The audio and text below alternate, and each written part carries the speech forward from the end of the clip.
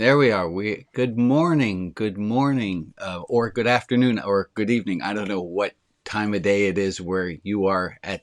At the moment, it is morning here in the Pacific Northwest, on unceded territory that I am in, which we currently call Portland, Oregon. I am joined on Zoom by a bunch of friends. They're still joining in, but here, let me get to that window. Everyone, give a wave. Say hi. Hi. Glad that you guys are all joining and are here, and I'm going to go away from that view, go back to this. I have a note. First of all, first and foremost, I wanted to thank Alex and Maria and people who are, you guys know that you're amazingly helpful in making this service happen.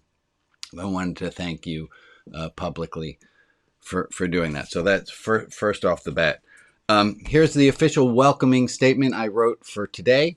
It says this: Welcome to Religion Outside the Box's Saturday service, where your enjoyment is 100% guaranteed. I shall endorse that statement. Oh, I'm sorry. I didn't finish reading it. Where your enjoyment is 100% guaranteed, as so long as you enjoy yourself. Oh, I'll still endorse that. Good. Thank you, Joe. You're welcome. Otherwise, do we get our money back? You can. I was thinking about this. Is if this service doesn't scratch the itch that you have, is that on me? No. Is that on you? It's somewhere. It's not. Well, the success of this service depends upon your enjoyment of it. How'd the service go? I don't know how the service went well for me. Doesn't mean it went well for you, or vice versa. This is. Oh, I also have a little note here. You are under no obligation to attend. I hope everyone is here by their own free will.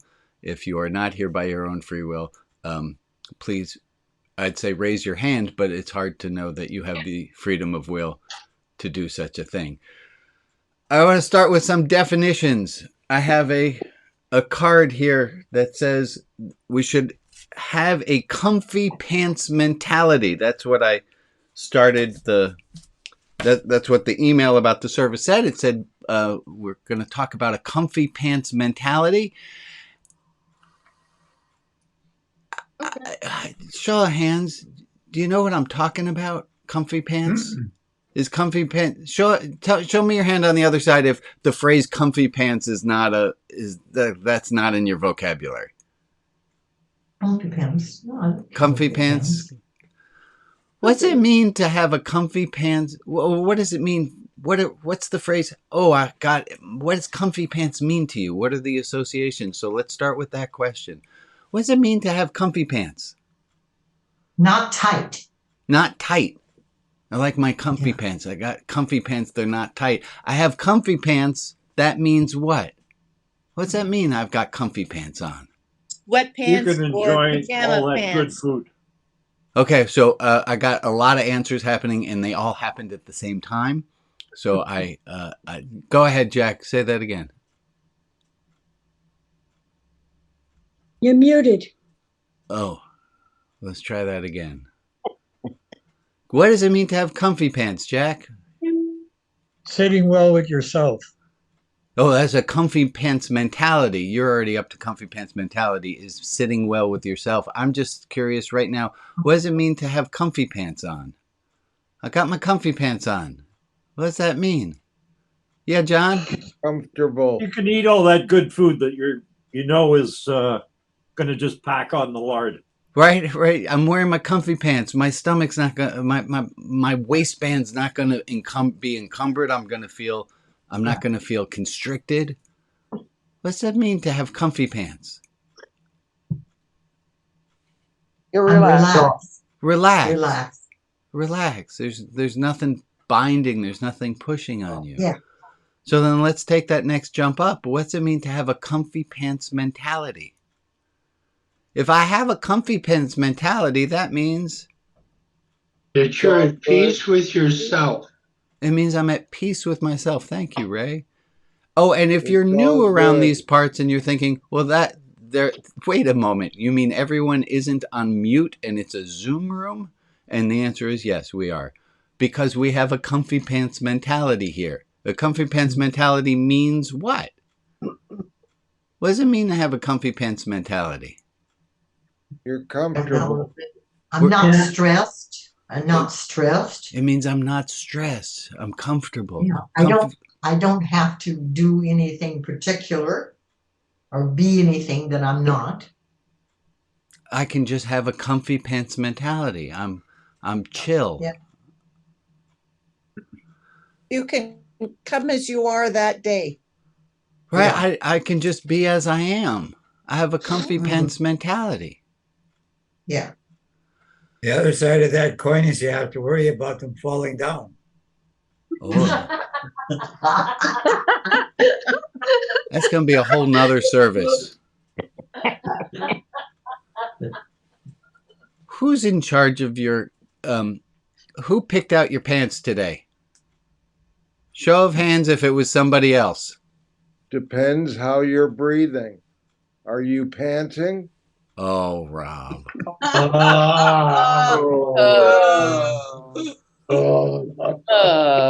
Show of hands. Show of hands. Somebody else picked out your pants today. Show of hands. How many of you, somebody else told you these are the pants you need to wear today? If you're following along on Facebook or on YouTube, the answer was nobody. I have nobody who admitted to somebody else picking out their garments today. Well, unless you count the you of yesterday as being a different person than the you of today. Right? Neither that. I picked out my pants yesterday. Okay. This morning. Annie says something very similar, Alex. When I go to wake her up in the morning before school, she says, the night before, she says, get me up at 7:30. I go to wake her up at 7:30. She says, I didn't want to get up at 7:30. That was Annie of yesterday. Annie of yesterday is not right. I want to sleep in today. Well, it kind of goes to that thing that you say about if the you of today, or if the you of you 10 years ago, Yeah. the you of today is a heretic. So maybe the you of me yesterday is picked out the comfy pants. Yeah, picked out the pants and. So let me jump us to the next part. Everybody who's here picked out their pants themselves. Right. Yes. How many of you, and this is where it's going to jump a little bit harder. How many of us picked out our comfy pants mentality? Did we pick out the mentality that we have today? Did we pick it out? And how did we come to it? I'm not sure what my choices were. Well, sometimes we say we woke up on the wrong side of the bed. You got up on the wrong side of the bed. I don't really know literally what that phrase means, but I know what it's meant to mean, which is that you woke up and you just, everything's not comfy pants mentality today. And my question If that happened is, with me, I'd have been pushing Rita out of the bed. right, I'm going to try to get us away from the literal and going a little bit on a who picks out our mentality? You may not know what your mentality is if you don't have any pants on yet. Okay, let's leave the pants for a moment. Carol, you had your mouth as though you were about to say something. No, John, you have your hand. Go ahead. Well, I'm sorry. Mine was about the pants. We're on Zoom. Look at what we're looking at. Who knows if any of us have pants on at all? Exactly. Well said. I'm wearing pants. Okay. I am trying to keep a comfy pants mentality on right now. Are you having trouble? Out of your control. And I'm having trouble keeping a comfy pants mentality on because things aren't going the way that I thought they should go. What's new? when things don't Very go the interesting way, to come in. It's very interesting to come in on this conversation when I wasn't there at the beginning. yeah, yeah. And So it's so good to be back. glad to see you, Joy. Glad, very wonderful. Glad that you're here. I've had a heart attack and some other little ones as well. So Well, we're Oh, glad you're among us again, Joy. Yeah. yeah, Glad. so am I. indeed. Yeah. Gonna switch gears because this pants thing has gone in Didn't a work. So no pants. Well, the pants thing stay well. different. So I have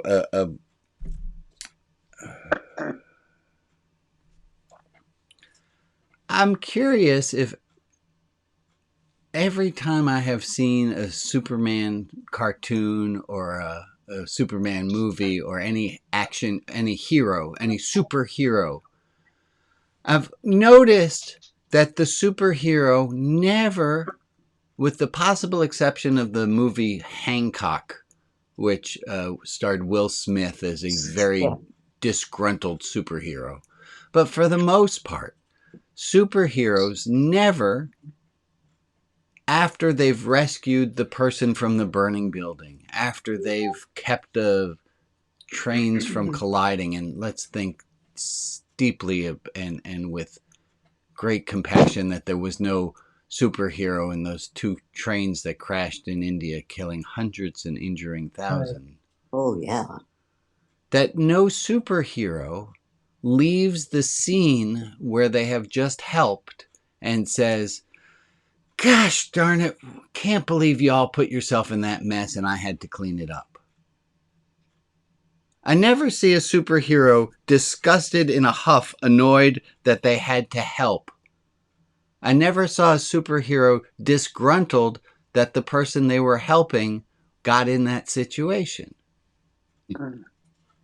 On the other hand, I have heard myself, after helping a member of my family, leave going, what's wrong? What? I might not have said aloud, what's wrong with you? How could you have lost the Dropbox folder again? Or whatever the situation is. And then I will leave in a huff.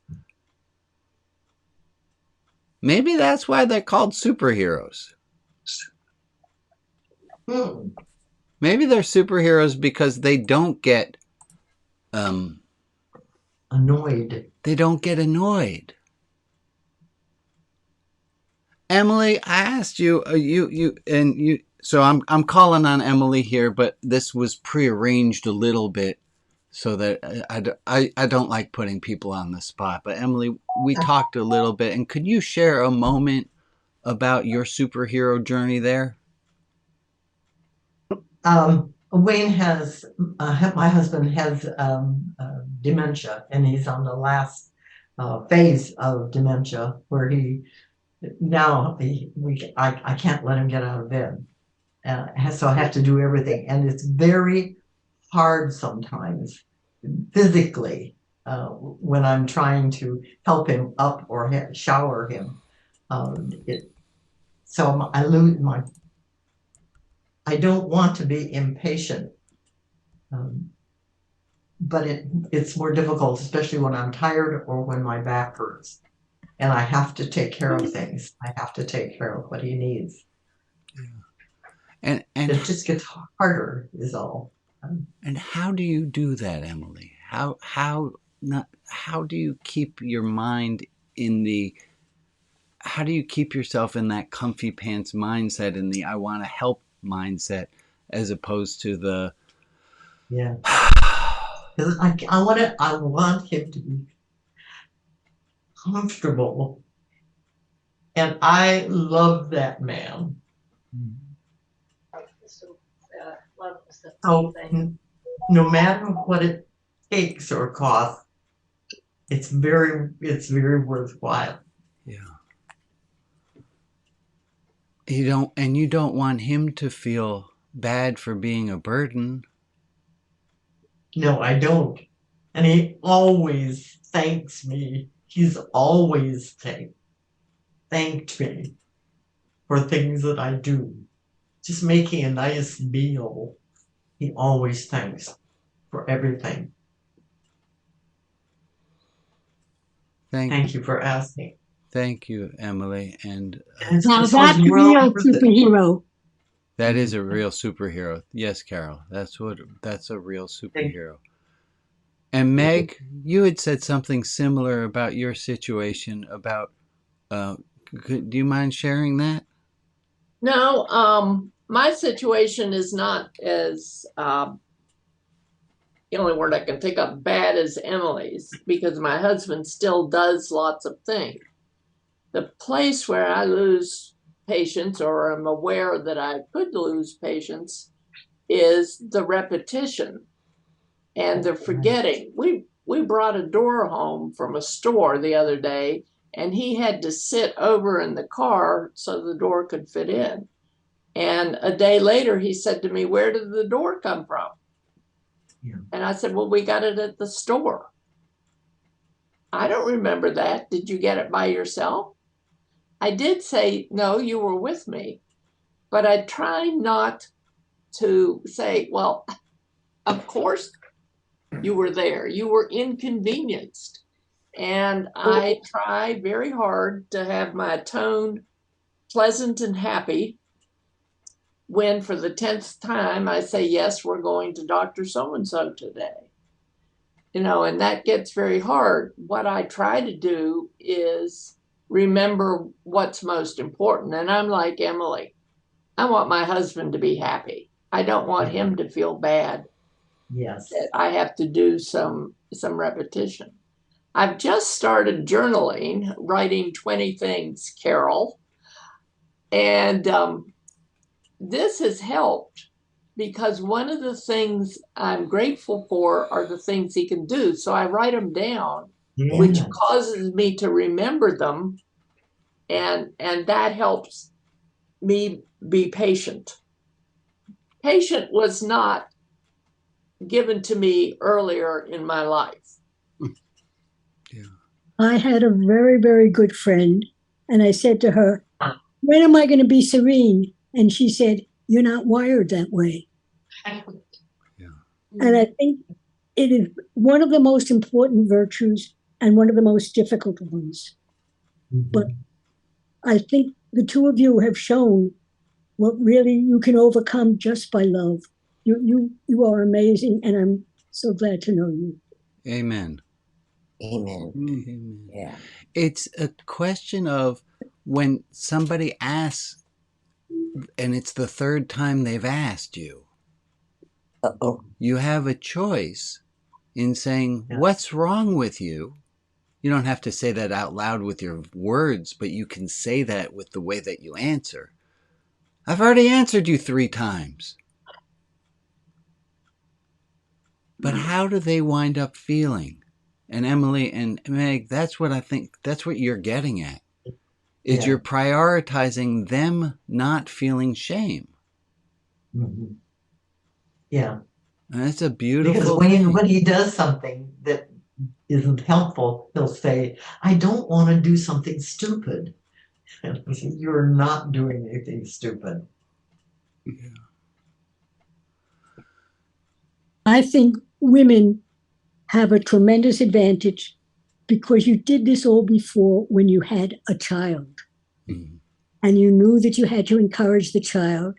And no matter how many times they walked and stumbled, you picked them up and said, "You can do it. I know you can do it." Yeah. And so you've had a preview. You didn't expect it would come again, but this is one of the gifts of getting old. Yeah. On the Ray, do you have are you able to share a little bit on the same vein? Yes. Patty does not have dementia, but she has an extreme case of anxiety. She was afraid of many things, and she has forgotten how to do things. And she doesn't admit she just forgotten. And I think part of that's because she's doesn't want to do something wrong. She's a very, very bright woman.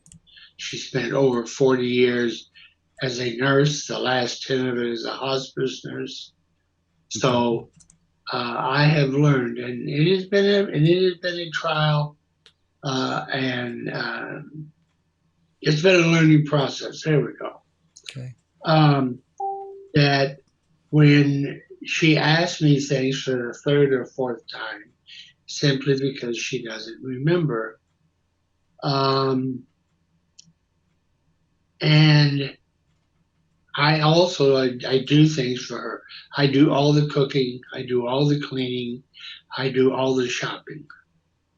And I will make special things for her that she particularly likes. And I do that out of love. I don't want her to feel bad. I don't want her to feel like less than the person or less than what she is.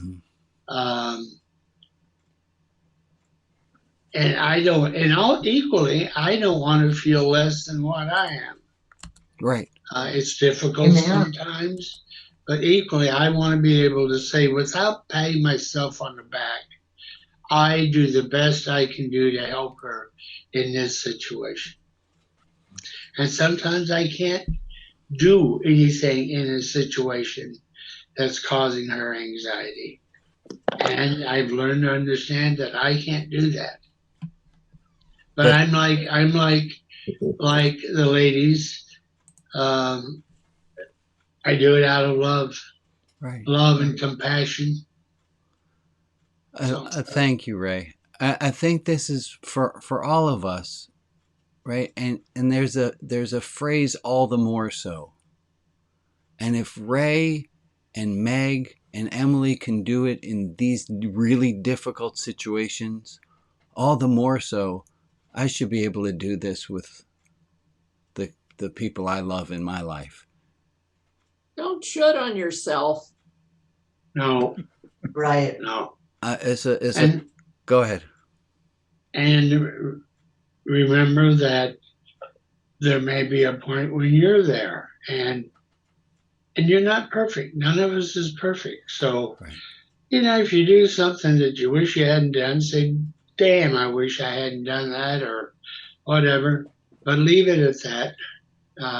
So Meg is absolutely right. Thou shalt not should on thyself. I think if we change should to want, you got it. Say the whole phrase out then, Emily. I said, if we change the word should to want, in other words. How would that go? In other words, instead of saying, I should be like Emily, I want to be like Emily. Yeah. Yeah. I like that. I want to be more patient. I want to be more kind. I want to be the type of person. There's something my dear friend Afia did. I wind up doing this inside my own head. And I think to myself, Brian, and Afia caught me doing this once. We were just chatting and I said, oh gosh, what is wrong with me anyhow? Why did I do that? And I said it lightly and jokingly, but I still said, what's wrong with me? I was condemning myself. And Afia said to me, hey, maybe you might want to try to change your language and instead say, friend, I think you might have made a mistake. Say, friend, as opposed to the voice that was in my head that was castigating myself so harsh. Right. I'm going to add let me take just a moment. There's a phrase, and I don't know that everyone knows this one, HALT. That these things are all harder to do when we are H or A or L or T. And HALT, if you don't know, stands for hungry, angry, lonely, and tired. And it's much harder to be compassionate to someone else or even to ourselves when we are hungry, angry, lonely, and tired. And being able to provide ourselves self-care, feed ourselves when we're hungry, be with ourselves compassionately when we're angry, to phone a friend when we're lonely, or go on social media and actually use it for engaging with people, or tired, is harder. Okay. Thank you, Meg, Emily, Ray. Appreciate that. So go ahead, Jack. One of the things that I've discovered in this 80s age of mine is that I don't have anybody pulling on me for anything. I have all the time in the world.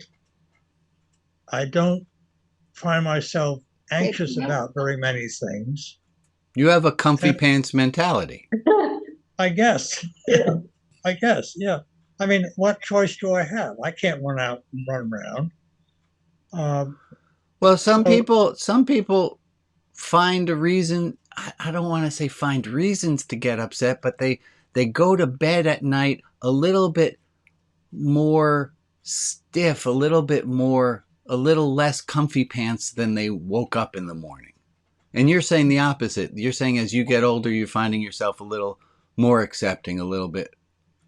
Yes, yeah, and it's as far as it gives me peace to know that I'm at peace. Amen. With myself. Amen. I love that. We're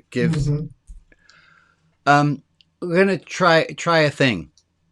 We usually do a minute, and we will still do a minute of silence, of light and love, to hold up those who are in need of our thoughts and our prayers. But I thought, what if and it was then resuggested to me by someone in an email, and I thought, well, all right, I thought this and they thought this, so let's try this, what if we did a minute during our Saturday morning service of, I'm proud of myself for this. That feels like a big ask, doesn't it?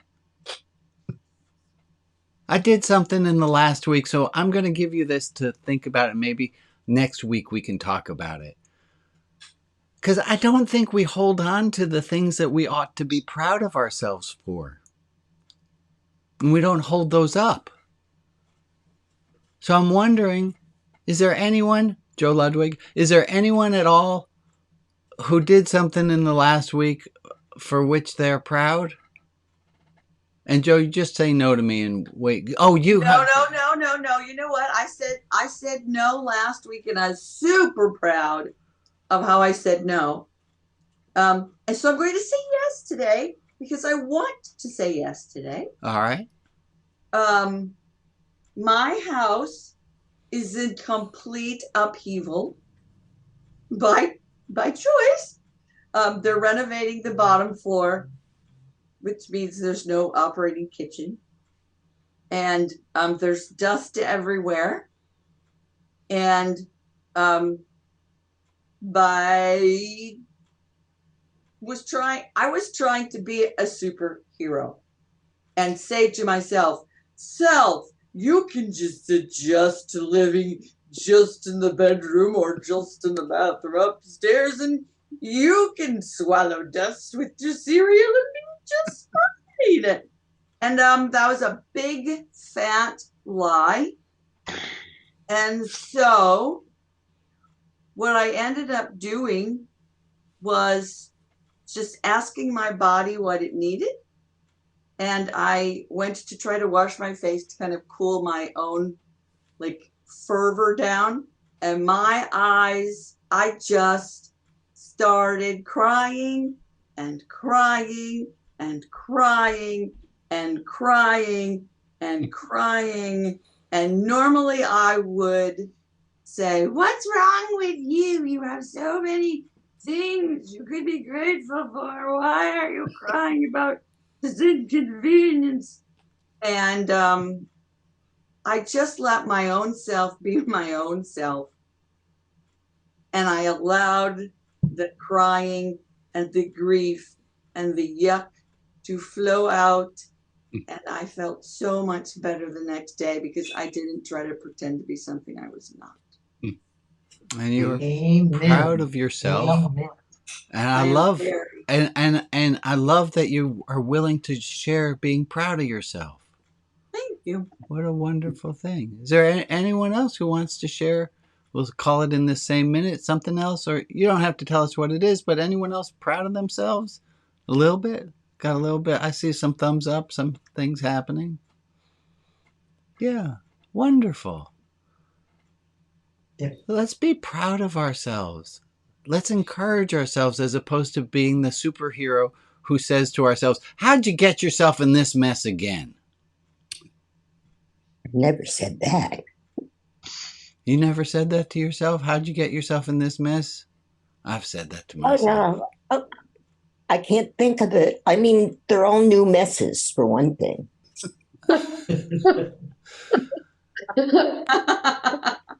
Oh boy, how did I get myself in yet another new mess? All right, maybe that. Yeah. Done it again. There was another thing Afia said last week, where she said that she carries around lactose pills because she knows that dairy gives her a stomach ache. But yet she continues to have dairy products.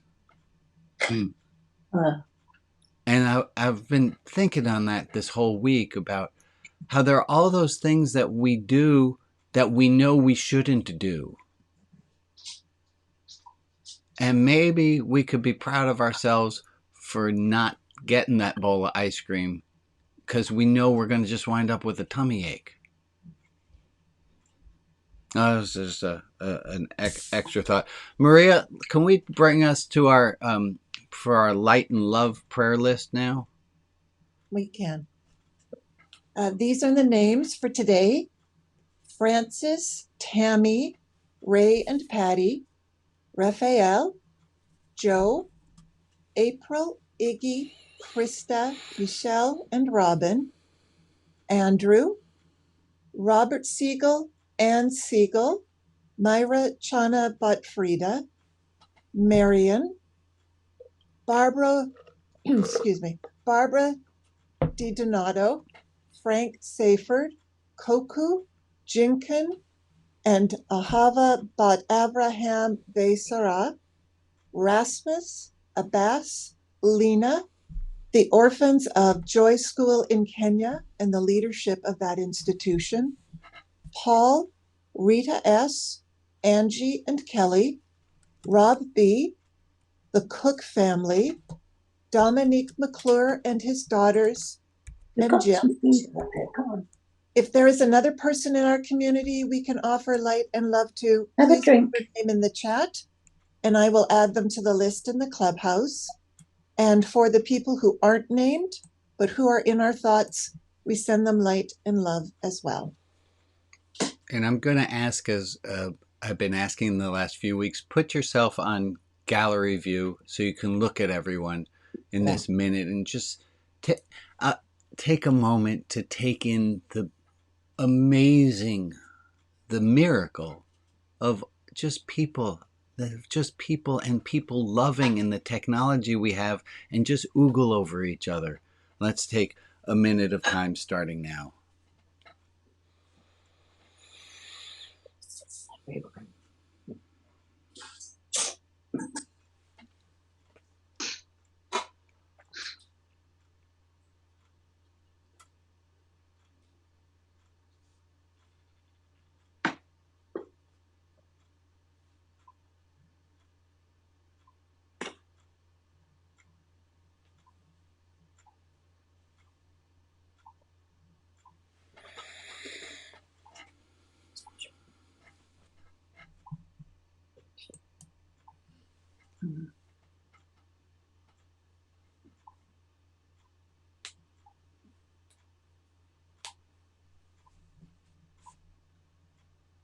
Yes.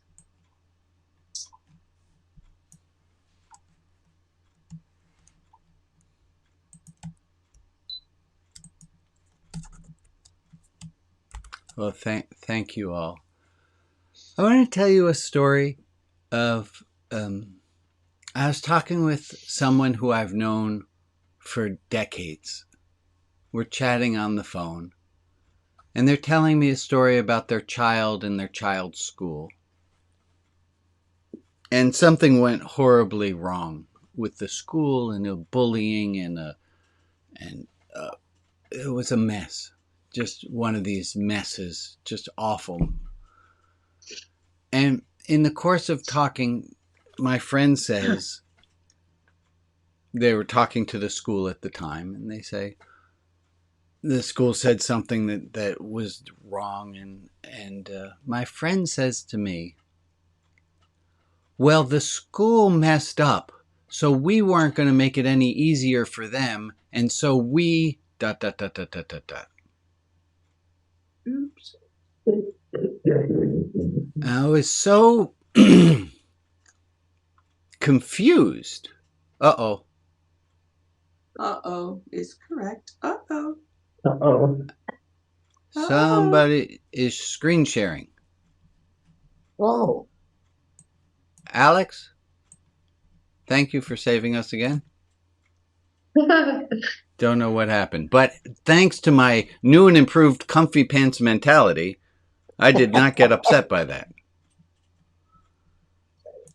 Do I still have audio working? Yeah. Good job. Yes. Okay. So my friend says, so the school messed up. The school messed up, so we weren't going to make it any easier for them. And told me what they did. And I didn't have the wherewithal at the moment to say, whoa, whoa, whoa, whoa, whoa, whoa, whoa, whoa, whoa, whoa. Slow down there. What'd you just say? I didn't have my head around me enough to say, I think there might be other options. Or I could have said something. I didn't at the time because I was just so taken aback by it. And I couldn't figure out my friend's thinking, and I was mentioning this to a different person, and the other person said, well, what your friend did was called the fool's choice. And I had never heard of this, but there's a book called Courageous Conversations. Oh, I might have the name of it wrong right this moment, but that's all right. It's close. Something like that. And the fool's choice is defined as believing that the only options that exist will be bad for at least one person, at least one of the parties. The fool's choice is assuming that somebody's going to get screwed. The fool's choice is this mentality that there does not exist a solution, even if one can't think of it at first. The fool's choice is to think that there is no solution in which a peaceful outcome can occur.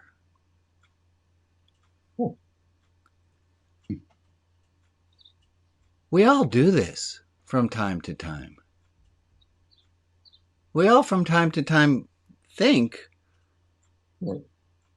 well, there's no good way out. There's no solution. There's nothing that can be done without without it being worse. And I'd like to offer, maybe not.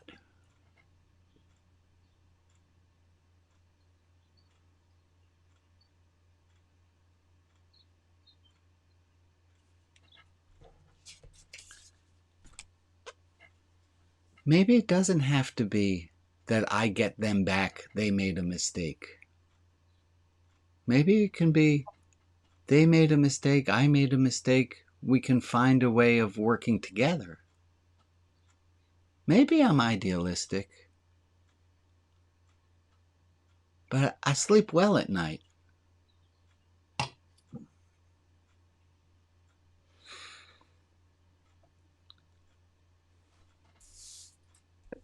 Well, the ideal is something we all strive for. Yeah.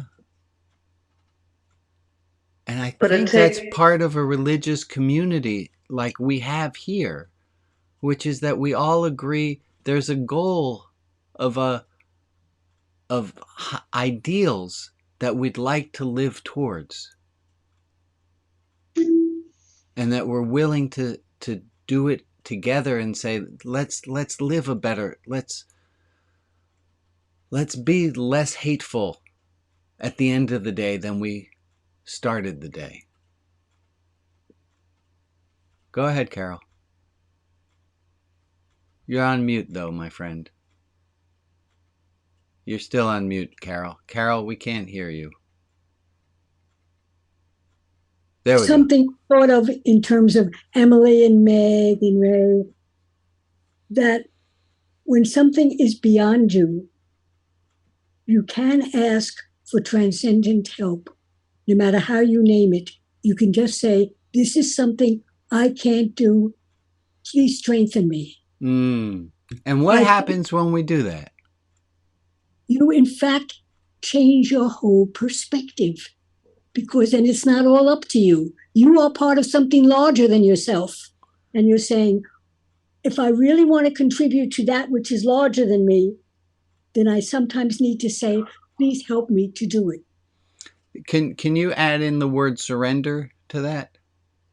I could add surrender. The surrender has bad connotations. It does, doesn't it? It has bad connotations. I prefer the word embrace. Embrace. Okay. Embrace. Embrace. That's right. But I really think that there are times you realize that something's beyond you. And I had a perfect example this week. Somebody invited themselves to stay with me for 5 days, which is very, very uncomfortable. But she invoked my husband. And so I lost my control and I said, sure, you're welcome. And then I prayed that I could make her feel welcome. And it really transformed the way I felt, because I was thinking, oh, this is such an imposition. And it was so manipulative of her to talk about my husband. And it's okay now.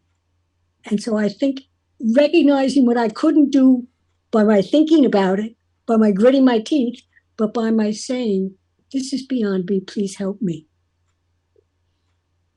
I like that. I see a lot of nodding happening. I really appreciate that she named it transcendent help. Yeah. It's a phrase, it's taken on meme status, but Jesus take the wheel. Yes. I like that. Yeah. Of how many I hated that bumper sticker when I first saw it. It said, God is my co-pilot. Good movie. But it's the wrong, you got yourself, you're not, what? You're the God's the co-pilot? Who are you kidding? God's got it in case I don't. I guess maybe, all right, I guess I could see my way through that. But really, I'm the passenger in seat 11E, having a little dream that I'm flying the plane.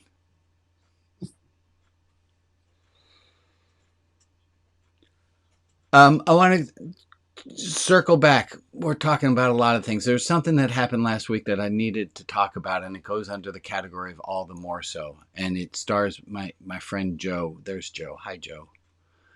Last week, I asked Joe a question. I said, Joe, do you mind participating in something? And you can say no if you want. And Joe said, no.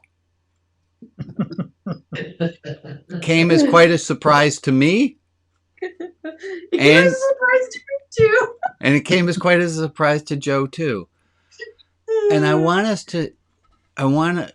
in bold, I want us to see this phrase all the more so.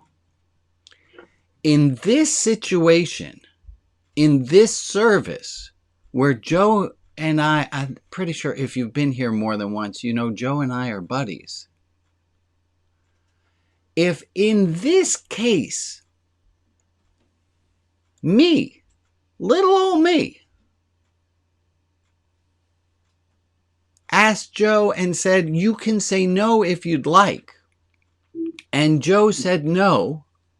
And then afterwards, Joe said that they had it was really hard. It was really hard to say no. This was hard to say no to this face in the easiest of circumstances, in something that didn't really count, where the person asking even said you can say no. And if it was hard for Joe in this circumstance to have a boundary, all the more so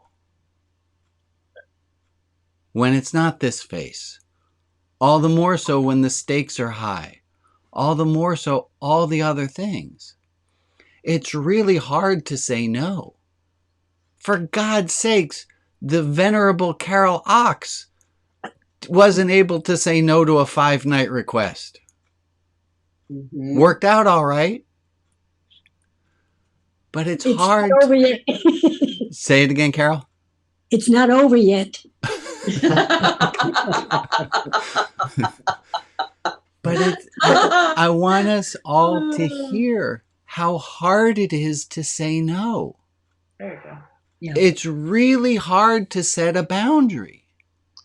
And I heard this speaker from Nonviolent Communication say once, and I apologize to her right this moment because I cannot remember her name.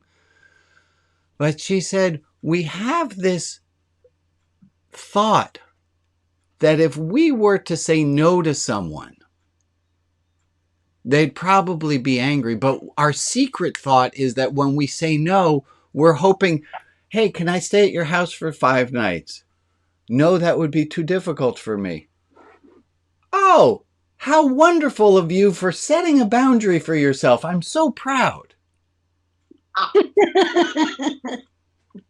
We have this fantasy. I mean, we should be proud of ourselves that we set a boundary, but it's not going to play out that way. And what this woman it talks about is that if we know, and I'm going to tie this back to Emmett leaving the dishes near the sink, not in the sink.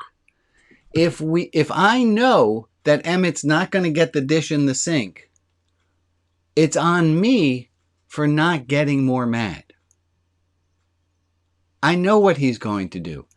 She says, if you know when you set a boundary with someone, they are going to be mad, you should be prepared for that. You should be prepared for them being angry and annoyed at you. You should be ready with, can I stay at your house for 5 nights? No, that would be too much of an imposition. Your husband would have done it. You are not being a good person. I understand where you're coming from. I can see that you're hurt, but I need to take care of myself. That we should pre-plan. We know when we set a boundary, the other person is going to feel like we are denying them. And we know how it feels to feel rejected. So just the same way that when you play chess well, you are able to see a few moves in advance. We should set ourselves up for success, that when we set a boundary, that we should be able to see a few moves in advance, and we should be able to make space, and we should be able to have, I think I'm on the verge of rambling here, so I'm going to pull myself back. Boundary setting is hard. Boundary setting is hard. And next week, when we have the minute of I'm proud of myself, that's a chance for you to show off your mad skills that you did in the last week, where you were proud of yourself because you set a boundary and you held to it, and even if it didn't feel good. I don't want to call it homework. I'll just leave it at that. Okay. I got a few announcements. I can't say that I can keep to anything this coming week, but certainly I've had several people coming in to me, and some of them don't like my kitchen because I have a lot on the worktops. But I have the things where I can reach them. If it works for you, Joy. Yeah, exactly. Good. And I have a boundary on how to talk to them about this, and it's working. I'm not getting the same questions. Why haven't you put this away? Why don't you put this up there? Why don't you put that down there? There aren't enough cupboards on the height that I can reach without either going on a step, which they would hate me to do, because they're sure I would fall if I did. Yes, of course you would. So, and sometimes low down is difficult to bend to, so I keep things as much as possible on the bottom or on the worktops. But the worktops get cleaned regularly, completely cleaned. Everything is tidy. So now they're beginning to stop. Wonderful, Joy. And it's hard. It's taken 2 years with one. Yes, good for you, Joy. It's hard to maintain boundaries. It's hard. And let's go back to the beginning of this, which was, if it was hard for Joe to say no in this service, all the more so for the rest of us in other situations. I have some announcements to make. You might remember what this one says. My first announcement, as always, is it's okay. It's okay to not be okay. Let me say that again. Not be okay. It's okay. Now listen carefully to my wording. It's okay to not be okay. It's okay to not be okay. Everyone understand that phrase? It's okay to not be okay. Is anyone offended by that phrase? You should be. Maria, do you want to tell them why they should be? It's okay to not be okay. Why should they be offended by that phrase? You split the infinitive. I did. Here's the way the phrase should be. It should say, it's okay not to be okay. That's the actual phrase. It's okay to not be okay. Let me get that there. It's okay to not be okay. It's okay not to be okay. But what I said was, it's okay to not be okay, where I split the infinitive. I put the to be and I put the not right in the middle of it. And you hooligans for playing with this language and messing it up so much. Okay, let me get off my soapbox for a moment. I'm trying to make a point. If you're not offended when I split the infinitive, how dare you be offended when I use they as a singular? You don't care about grammar. Oh, come on. You don't care that I end a sentence with a preposition? You don't care if I use whom when I should have used who? Don't tell me that you care when I use they when I'm talking about a single person. Okay, I'm going to get off my soapbox now. Let me get back to my announcements. I thought that was kind of clever. Thank you very much. Here's the first announcement. It's okay not to be okay. Everyone, it's okay not to be okay with this infinitive not being split. A few other announcements. If you are not a member of the 2023 Donor Club, please give. You can give to Religion Outside the Box. I heard a preacher in the last week call it. He said you can give your time, your talent, or your treasure. If you don't have a lot of the money to give, that's the treasure part. You can. I got helps that I can give that I need help with. You can give your time. You can give your talents. Please help Religion Outside the Box. Tell people about this service. Tell people about what we're doing here. That would be of help. We have other groups that are happening. You can find out more about our 12-step for everyone group, the Shekinah group, the Stone Soup Playhouse, and you can also go to the clubhouse. I'm going to put it in the chat. The clubhouse is moving. Uh-oh. There it is. And if you go to the secret address that I'm putting in the chat right now, there it is. If you are getting this later off of YouTube or you're watching on Facebook, you don't see the secret way to get into the clubhouse. And doesn't that make you want to join even more so?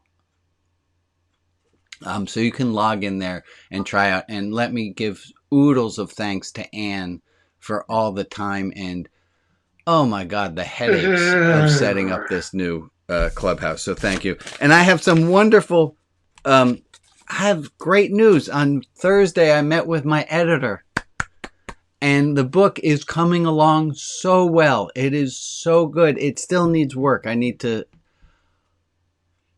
If you've not written a book, I don't know that you've ever considered how hard it is to get the table of contents just right. It's a lot of work. So table of contents needs to get done. I need to get permission from the Maya Angelou Society to use one of her poems, to use a line of her poem. There's a lot of work that still needs to get done, but it's going really, really well. And I'm flying pretty high on the book. That's great. Thank you. Thank you. I